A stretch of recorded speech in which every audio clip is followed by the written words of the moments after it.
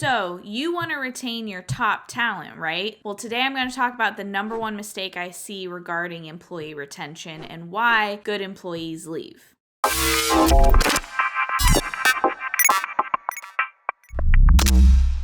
Hey guys, Abby Johnson here with Matterhorn Business Development. Welcome back to our channel. So like I said, today we're talking about employee retention and the number one mistake that I see when people are trying to retain their best employees or are losing their best employees. Now, one thing to know is that most people actually want to help. They want to help contribute, whether that's in your business or in your life or in any area of your life. People like helping other people. So if you have an employee that you are underutilizing or not giving enough responsibility to, they are going to become unhappy because they want to be helping, they want to be contributing to the motion, to the growth of the business, even if it's not their business. So that's kind of just the first thing to know here is people want to help and people want to contribute. So you need to make sure that you are utilizing them to their full capacity, not saying overwork your employees, but give them enough to challenge, give them enough work to keep them busy and keep them feeling good, and make sure that you're acknowledging them for the work that they are doing. People like to hear good things said to them. I think we can all agree on that, right? So, make sure that you are validating them and telling them that they're doing a good job when they are doing a good job and that they're appreciated. So that's kind of a precursor to the number one mistake. And the number one mistake here that I see is a lack of training and a lack of communication to the employee. Okay, so here's an example of this that I've seen actually happen. A company hires employee Joe and they say, okay, Joe, you're going to be a sales assistant, but we've never actually had a sales assistant before, so we're gonna just need you to kind of figure it out, and your job is to schedule appointments for the main sales guy. Good luck, right?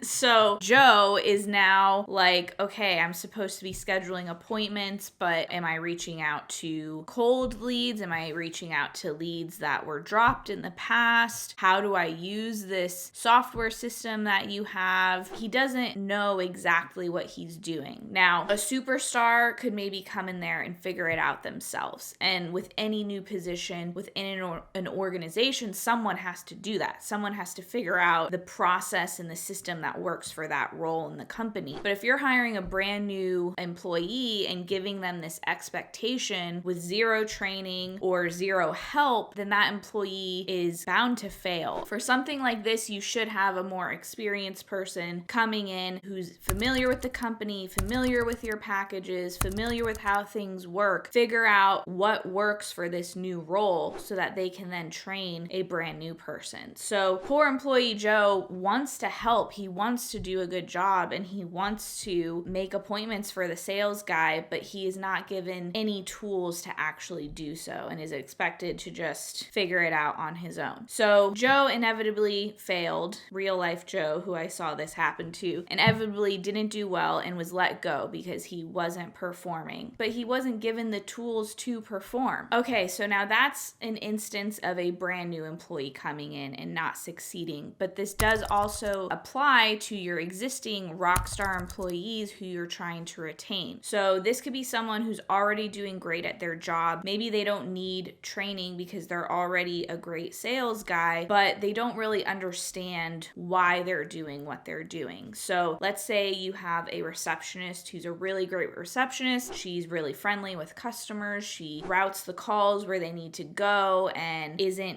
saying things that she shouldn't be saying or anything like that. But she doesn't feel appreciated or she doesn't really understand the importance of her role. So from the very beginning, she should have been told, you are important because of XYZ. This is the purpose of your role in the company. This might be obvious if the phone isn't being answered, money is not being made. But some people don't see that connection. They're like, I'm just a receptionist. How do I actually affect the revenue of the company? And it's like, well, if a phone call comes in and it isn't given to the right person, that could be a lost sale. So it's actually really important that your job is to give these calls to the right people within the company. So someone needs to have the training and the tools to actually do their job, but they also need to understand why they're doing their job, how their job contributes to the rest of the organization. So we actually just released a video about